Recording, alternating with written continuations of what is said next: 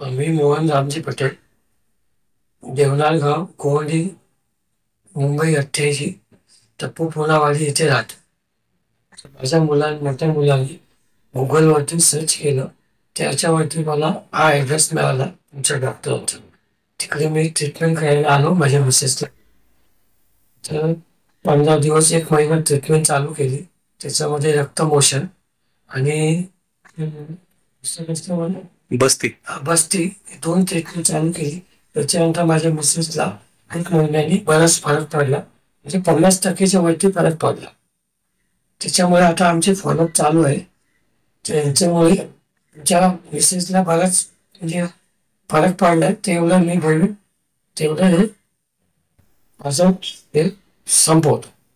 त्यांना त्रास बेसिकली काय काय होता, म्हणजे व्हेरिकोज? माझ्या मिसेसला बेसिकली पायाचं सूज यायची आणि थकवा वाटायचा. व्हेरिकोज वेनचा त्रास होतो.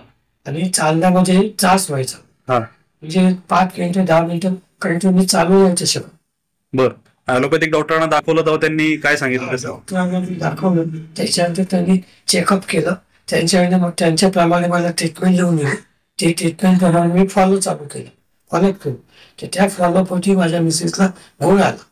बर, तुम्ही ऑपरेशन वगैरे त्यांना सांगितलं होतं? ऑपरेशन करायला सांगितलं होतं याच्यामध्ये. मी ते ऑपरेशनचं सध्या बाजूला ठेवलं.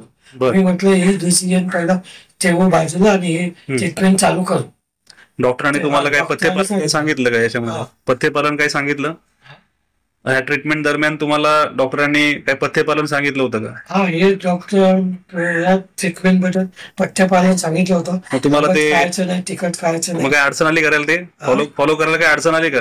नाही, फॉलो करायला मला कुठली अडचण आली. आम्ही 15 दिवसांनी शनिवारच्या हिसाबाने फॉलो करतो आणि त्यांच्याप्रमाणे औषधं घेतो. बर, त्याप्रमाणे आमचं रुटीन चालू आहे. आणि आमच्या मिसेसला त्याच्यापासून बऱ्याच फरक झालेला आहे. बर, त्याच्यामुळे डॉक्टरवरती. ताई, तुम्हाला तर कसं बरं वाटतंय का? मला खूप बरं वाटतं. बरं बरं, चालेल. तुमचा त्रास नियंत्रित राहो, पुढे तुम्हाला त्रास होऊ नये अशा आमच्या शुभेच्छा. आणि तुम्ही गर्जा आयुर्वेद बद्दल खूप चांगलं बोललात, त्याबद्दल आपला मी खूप आभारी आहे. धन्यवाद. धन्यवाद.